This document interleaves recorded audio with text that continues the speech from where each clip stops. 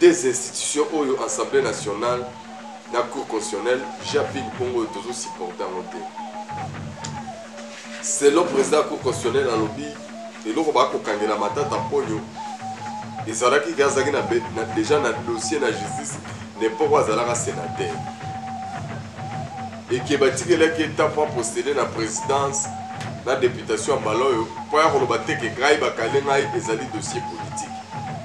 Mais malheureusement ou heureusement, Azali élu député et non président de la République. Maintenant, va continuer la justice, président de l'Assemblée, Vital Kamerhe a protégé au thé, il y a le rôle d'Azana Nboye, et Vital Kamerhe a donné l'exemple à Salomon Sadela. Que Salomon a poursuivi, mais après l'élection, Salomon va poursuivre et pourquoi ma tête d'appui il faut poursuivre? Bon, et il a qualifié. Bonjour chers internautes, bonjour Bandimi, Balandi, Tindika Télévision, tout ça déjà on a pour ça vidéo d'information de vidéo de famille. Yamaka Mboka, Mboka zoke nenengeni ni Mboka, batu nyonso misu eza rufungama bazali na attente parce que mois de mai yango yo ezokende. Mais est-ce que tu reçois encore biso na ba américain à fin du mois, na début à mois, na mi-juin ou bien nini? Toutes les réponses sont ici parce que c'est maintenant clair dans le temps que la bino on a dit ça. Ndengeni na ba américain baza ko prévoir makambo na biso on ndenge ko lekela biso na ba rwandais. Mais pour l'instant na ko koyeb sabino que ba information otoza nango neti la fois passée na bosala kinde koyeb sabino na régie inspection générale des finances na biso nene. Et donc na mutu moko kombo renyaki to Gilles Alingete ba musicien ba lobela ba artiste ba lobela ba journaliste ke zongi babi alomba ka kitoko Gilles Alingete na IGF mais Gilles Alingete alongo boulot ba remplacer na otanga na bino kombo mto remplacer Gilles Alingete ngaye c'est que mutu na beba koye ba junior kapa merci na moni na yo moko zawana refait qui sont bébés azali tozali to kotonga na biso parce que biso musala biso kotonga so to tongite to kolia te biso à part kotonga la soki soki to kanelo ko mususte alors ta to moni ba photo tonga lisolo biso to kotonga wa ezali j'ai ping pong oyo Vital Kamerhe président de l'Assemblée nationale na président de la Cour constitutionnelle affaire Matata Mponyo oyebi ke na ebité na mboka oyo ezana batu basala ka ba crime ako boma batu ako détourner mbongo à l'état ko liango. Mais en même temps, ça a lutter pour y aller dans l'impunité, mais on a plus la facilité à. Oui, il y a un téléphone qui est rapide dans la macala. Oui, il y a 10 000 fois procédé qui est rapide dans la macala, mais bateau baza ko détourner ba millions nazo ibate nani a protéger kabango. Système judiciaire ne faut changer. Moi, je félicite souvent le ministère de la justice Constant Moutamba. Mais n'apprécie le populisme parce que depuis que Constant Moutamba a occupé le ministère de la Justice, on a Santarara Babilo sensationnel. Mais du concret, en réalité, pour constater que quand même, impunité dîner dans Santarara.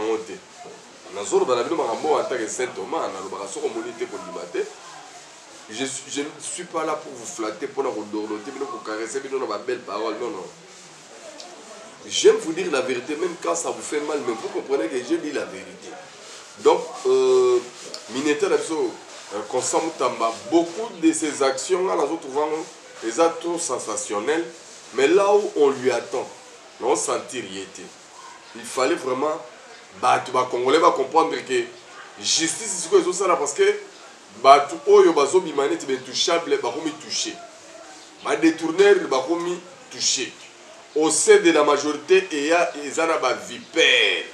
Les Arabes les mamines, les bangando, baïba, kabalia, kabatonga, réseau. Il faut démanteler le réseau. Nakati armée, nakati la police, on a des brigands. Comment on a battu? Babimi na babalabala, on irait réguler la circulation, mais on a la copie à ma kelimba. Et c'est pourquoi on déplore partout. Embouteillage, embouteillage. Embouteillage, Jésus, pourquoi? Oui, tu as vu que tu as un problème avant là. Mais deuxième chose, la faute revient à bateau censé régler la circulation. Parce que ailleurs, Batouana, on va régler la circulation. On va agir de l'ordre. mais ce qu'on sait constat à Kinshasa roulage aza na balabala mais désordre est permanent. Est-ce que on a agent de l'ordre? Est-ce que on a agent de l'ordre? Au moins na mususu basi balembi na bango. Au moins Carrefour moko baza 13 nani roulage. Yozo kaza bazo régler circulation nzoka nde bango bazo luka bato bango bakozwa bakanga bango bafutisa bango bamanda minene bakitia makelemba na bango bapesa bakolonel lo bapesa bango babisika ainsi de suite. Et na sepeli quand même la décision Jacques Mène a zui que bango nyonso wana faut kokanga bango mais kolobana kosala ekesanaka yango moni napesaka bino évangile soko omoni te kondima te toza bavictime ya lokuta ebele. Dossier mosusu tokolobela lelo ezali concernant bafaux opposants kutu naa na nzembo artiste moko nazosalue place azali Jaman tribal asaleli bango nzembo bafaux opposants bino bokoyoka yango bokojuge puisque baopposition na mboka na biso nayebi te so ezaka ya esengo mosusu be ekomi nango opposition moko boye ya bacoopérant et puis otali batete d'affiche oyo baza na opposition actuellement soko otali motu lokwa Joseph Kabila otali motu lokwa Martin Fayulu ozwa Moïse Katumbi natangi nano bango misato wana ntango botalaka bango misato bomona bango banani mposo onaka evoke makambo ya baétranger bino bozalaka batutu baétranger mais bango mibale bacongolais c'est biso tokondima mpena Joseph Kabila Moïse Katumbi Fayulu basangani basala opposition d'abord bango na Congo so tolandeli bango na baorigine bango baza na baorigine moko douteuse ya kosakana te. Est-ce que Katumbi po tolo bakaza étranger tokobanga po biso tokotaye comme congolais? D'ailleurs muto alakisa biso que Katumbi ane sous congolais te c'est Joseph Kabila parce que ti mandat Joseph Kabila sili Katumbi n'exil sans passeport. Tu sais quand il y a des choses qui sont pas à vue passeport to copter mais lelo abimi ngando ke pa Kabila oyo abaraka ye. Martin Fayulu kutu yeso to zongi sika film. Parce que loki Martin Fayulu azobenga abi a signé na Kabila parce que tu sais que dans un dictateur. Bon na évité Martin Fayulu ba marche minga organiser ki tant tu sais que dans un pouvoir na mona ka kenda rango na jeep na chemise a pembe na mona ba tena ko kanga été. Na moi si na kama comme papa bimina chemise ozongi na ngoka propre boyate le ko salamité chemise a pembe ko na ngomba. Mais tant au Kabila za na pouvoir nga na mona ka Martin Fayulu a risquer ka comme na mitumi balé. Ba vimbi sa mutu ba photo ezala ka bomona kango. Bon alobi Kabila zaki quand même normal. Na pesi na exemple ka ba donc monde baza wana na Katumbi na Kabnana na Fayulu. Ba ebi ko elekela ki ba ona Kabila. Mais ba yo mona dictateur amunene ezali Tshisekedi. Et voilà pourquoi nous avons traité de faux opposants. Mais avant tout, j'aimerais quand même le point essentiel. Il y a autre théâtre régime. Les deux institutions, l'Assemblée nationale, la Cour constitutionnelle, j'ai supporté. C'est le président de la Cour constitutionnelle dans le lobby. Et là, on va matata tamponyo. Et ça qui déjà dans le dossier de la justice n'est pas un sénateur. Et qui est pour postuler la présidence, la députation en Baloyo, pour que les gens aient dossier politique. Mais malheureusement ou heureusement, Azali élu député et non président de la République. Maintenant, va continuer la justice, président il y a l'Assemblée, Vital Kamerhe a protégé au thé. Hier, le rôle et Vital Kamerhe a donné l'exemple à Salomon Sadela. Que Salomon a poursuivi, mais après l'élection, Salomon va poursuivre. Et pourquoi ma tête d'après il faut poursuivre? Bon. Et il a qualifié le président de la Cour constitutionnelle que Azali Muto Oyo Azana qualité à interpréter loi parce qu'il y a un simple président de la Cour constitutionnelle. Mais il y a une cour constitutionnelle. Et qui va aller en face pour expliquer. Est-ce que biso photo s'intéresse à la biso ou bien biso photo qui mango? Est-ce que photo tcha bango ka? Est-ce que ça distraction té? Tout n'est pas motuna. Maman yon. Et ça distraction té vient à tomber parce que ce qui te tourne té, tu voyais battre mais il faut tout na photo et baka quand même à cambango. N'engé zali malgré peu. Oh, ceux qui déjà assigné l'on a battu ceux qui le signe bah qui chasse à bicycle belé bah bicycle belé puis là bah problème sérieux il y a courant depuis Bamboula où il a nani kobeta to éviter prétexte c'est quoi ça nini ba poto et quoi ba poto mais maka courir quoi to nini explication peut toi na to repesa bisoté mais tu pendant comment le ba benga soki DG Lucine de soki Arsenal bon ba ta ça ta dirigeant nini puisque na éviter soki ba moi ozo ya ba to na kofuta courant po ba no futela mulili po so to sali ba 1 mois 2 mois to futa mulili be to futa courant donc botale la biso pena makamwana na bateau bazomi tout ça la ministre mon ba énergie en dehors il y a DG Arsenal mais on souffre quand même.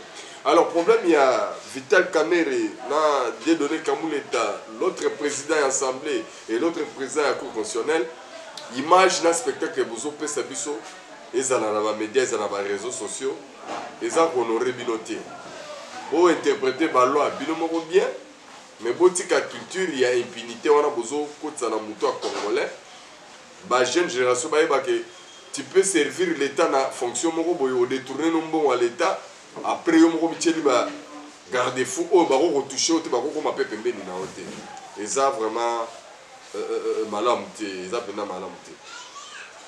Alors dossier ya suka na eli sikoyo ba faux posa mais quand même je vous ai promis que na kotangela bino kombo ya muto yo a remplacer Gilles Alingeti na IGF.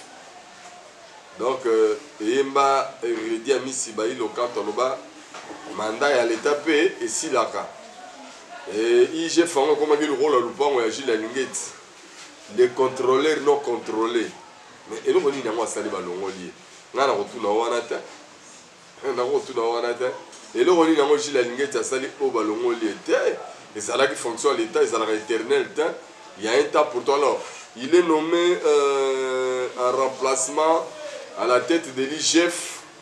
Lui c'est monsieur bon mais ça nasco mikolo na kombo ezala ba artiste musicien ezala ba comédien mikolo bo bana boire na place à Gilles Alingeti mikolo bana boire monsieur Bitasi moi Bayi Christophe Yohana mikolo mingi et comme Christophe Bitasi moi elongo maman Gilles Alingeti donc mikolo tokoyo kaka ye na e na banzembo koya na ba musicien ta ba et puis il est suivi d'un adjoint na e kombo na e Chimbingu Nsenga Emmanuel. Voilà.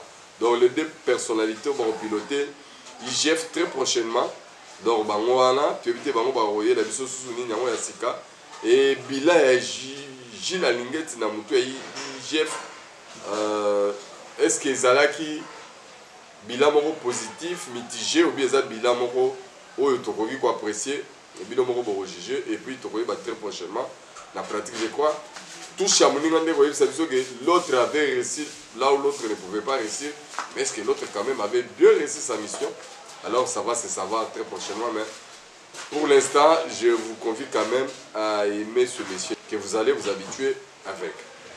Et nakotike la bino na suka nzembo ya ba faux opposants otozana bango oyo avant natika nzembo wana na olingana na expliquer bino moko en détail mais bino bo juger bango est-ce que baza ba vrai opposant to baza ba faux opposant. Alors pour commencer na bani na likambu ya accord ya biso RDC Rwanda o bato bele ba tchema kelele ba spécialiste ba nyosologue bato ba yeba mingi babimi ba to diaboliser ba to apprécier ba lobby. En tout cas to yeba kiteke na ba président tout aux zones à Congo Tshisekedi nem to ya koteka biso mboka. Do biloko ba ronde ba sala na butu na manœuvre pendant 30 ans Tshisekedi d'ailleurs pour officialiser ngo na ndenge ba signaki accord de principe na ba rwandais selon ba média mingi makambo yebisi biso mais est-ce que toko benga manipulation to ezalaki vérité to kana no ba komiawa na we komele biso. Il est écrit ceci, tout est clair maintenant, USA RDC Rwanda, la vérité derrière l'accord de paix.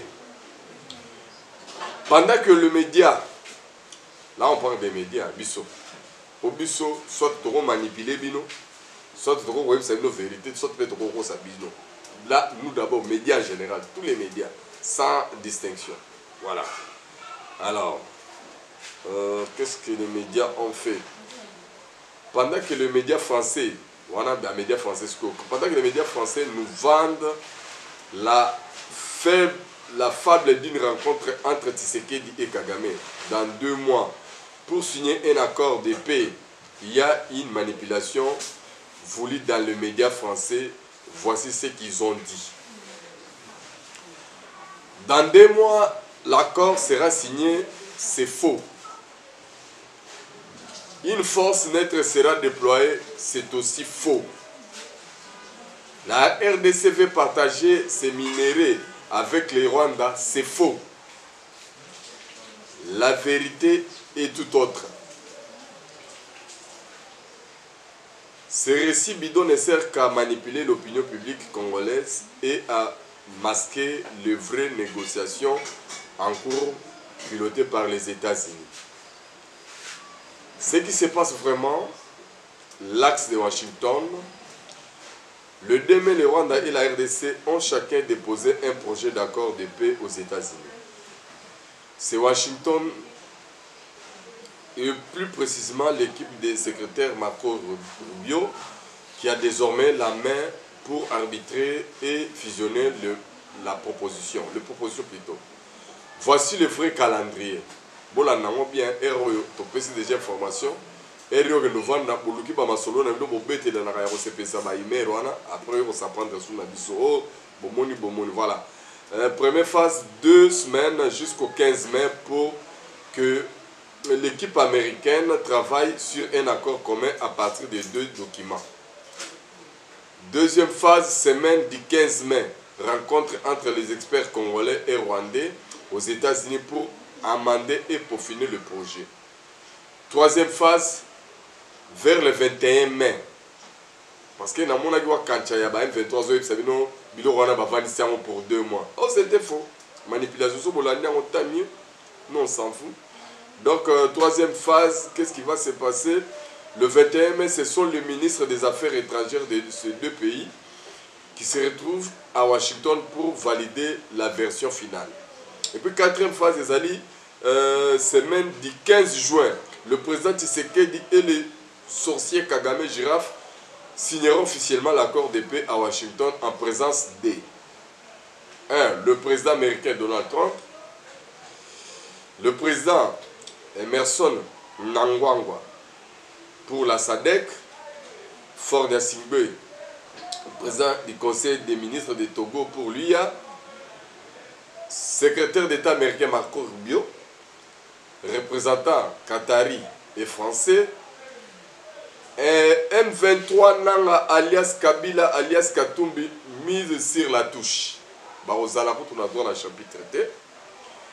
L'accord américain ignore complètement le M23 alias Katumbi Nanga et même alias Kabila, ils sont hors jeu.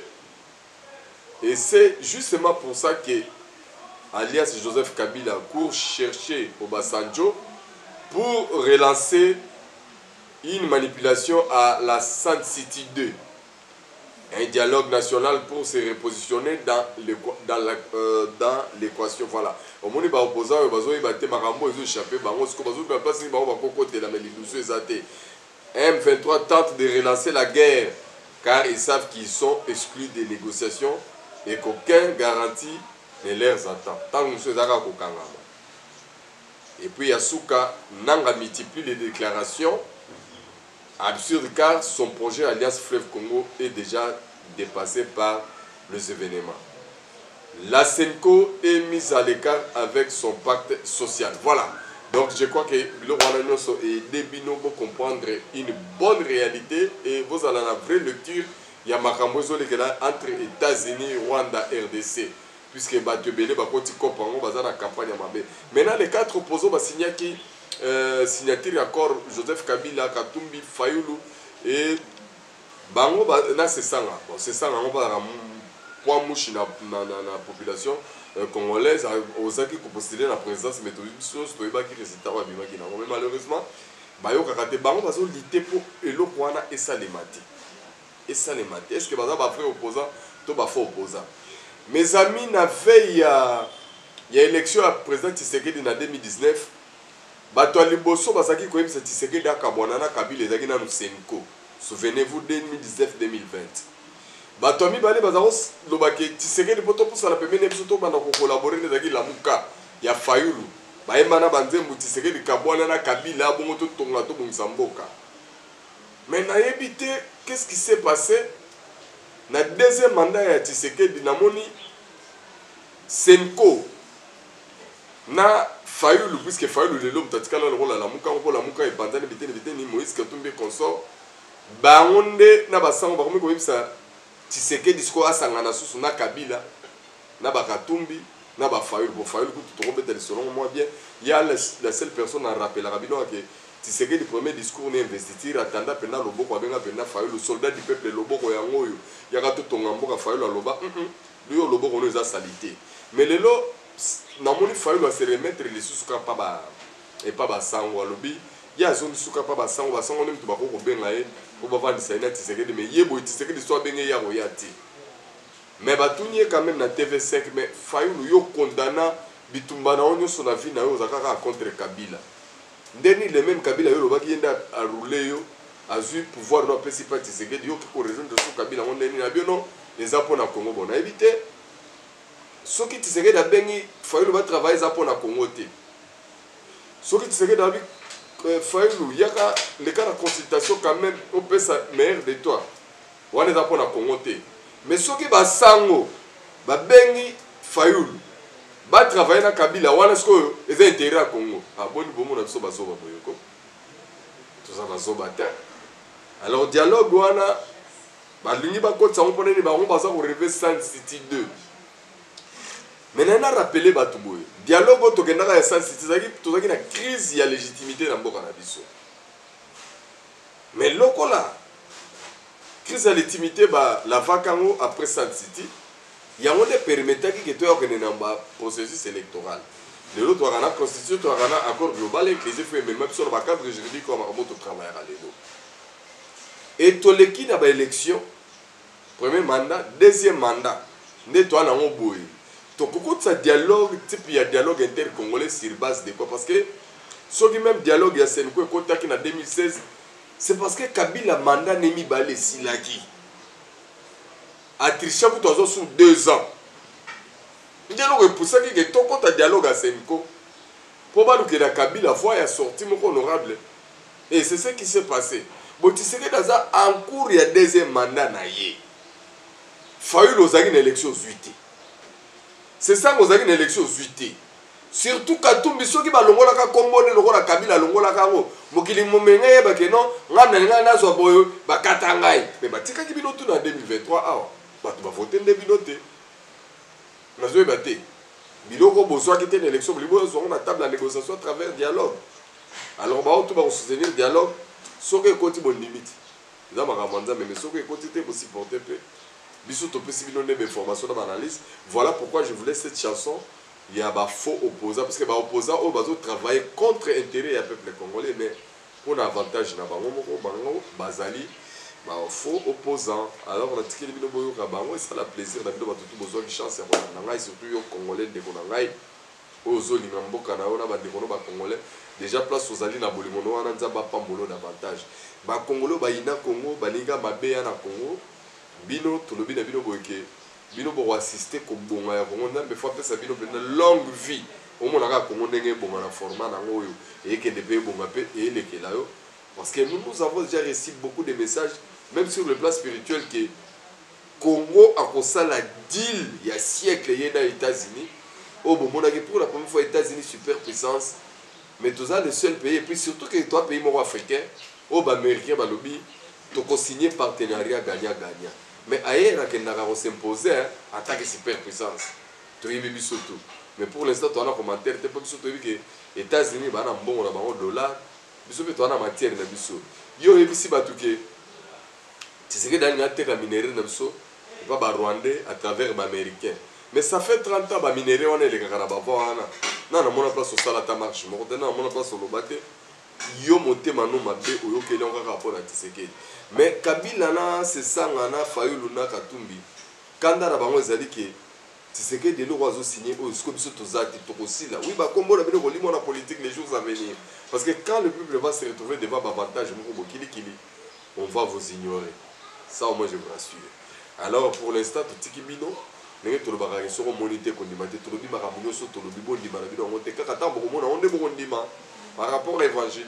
Merci à Junior Kapaya, merci à la réflexion, merci à la Congolais à mon entier, Maman Yohan depuis Bruxelles, pourquoi pas vie na tomba kolecha maman Laurent sur la biso d'habitude donc biso peut tous le même ascenseur pourquoi pas grande sœur chérie année depuis Canada et puis batu nyonso bana yolo bana lufu bana bukavu bana partout ya monde entier okutana na vidéo na biso en tout cas de biso ke biso to lingio mingi na cadre bolingo ya Congo na ba Congolais kolo abatela bino batela pe mabota na bino bye bye. Aïe, ba faux opposant. Toboyi ba opposant à marche longue. Tolingi oya marche courte. Oyo baza ba patriote. Gaitaman, oyoki ba faux opposant. Aïe, tu es faux opposant. Tu es faux opposant. Tu es faux opposant. Tu es faux opposant. Tala lolenge bazali kobengana bana na kelasi mawa olobi oza molobeli ya bana Kongo tango kokoma mpona koloba bapesi yo kanya kobombi obebisi makambo obebisi maloba ye man soka nde bazalaka bakokomele basoso ya mboka te bango baliaka bana soso na pete. Ozali faux opposant. Ozali faux opposant. Ozali faux opposant. Ozali faux opposant. Tala opposant ndenga zali kobomisa bato. Tala ebela ba peuple congolais babungisi milimo na bango bona nzala vraiment bona kozanga misala bona kobanga koloba balobia bolobia nalobi boy. You are the wrong opposant. You are the wrong opposant. You are the wrong opposant. You are the wrong opposant. Amonani ba faux opposant. Oyebi bino. You are the wrong opposant. Tu es faux opposant. Tu es faux opposant. Ozali faux opposant. Lokoso ya mbongo. Tango bukendaka kolobela peuple. Bodeklaraka ata likambo alipa te. Hapana. Ata ya kwanga te. Hapana. Ata likabu te. Kaka pouvoir. Pouvoir. Tangwa mapona miyo motali boso bapona yo. Tangwa koloba monoko ikangami otali mbongo. Obosani peuple congolais. Oya pona kiyo Papasi Kisomele Kisomele pasio Ngo ba peuple congolais mawa Bamibie Namboka Bandokie Namboka Mitema mabe Abebisi bana Kongo Bakuluna Namboka Otali kasue Namboka Mafia Ebebisi mboka Kongo Toboyi mbote alikasu Yango ne bomi mboka Bana ya Kongo Tolamuka banso na mpongio Esipe tolamuki Toza ya kolala te Bana ya Kongo Tofungola miso na biso Tomona mosika Maye mazali koya Ayuna Bana ya Kongo Tolamuka banso na pongio Tata mwana koko Olamuka na pongi Ngai na telemi Yeman Aywe Silasia Char Rastafari Yeman Bafre ba opposant Ozala na kimia Mbokeza biso Le peuple d'abord Peuple d'abord Tatu alobakyo Iboso bana ya Kongo Papa atikaki bana ya Kongo tolingana biso na biso. One love, Omoko, one love, même moral, one love. Usulu, Chichi alobakyo liboso bana ya Kongo. peuple d'abord, Yema. Tatu mukulu alobakyo liboso bana ya Kongo. Bandundu na Kasai, toka bana te, biso nyonso bana Kongo. Est-ce que na fingi muntu? Ten, apana, to, pe, Emballage d'Africa, emballage, emballage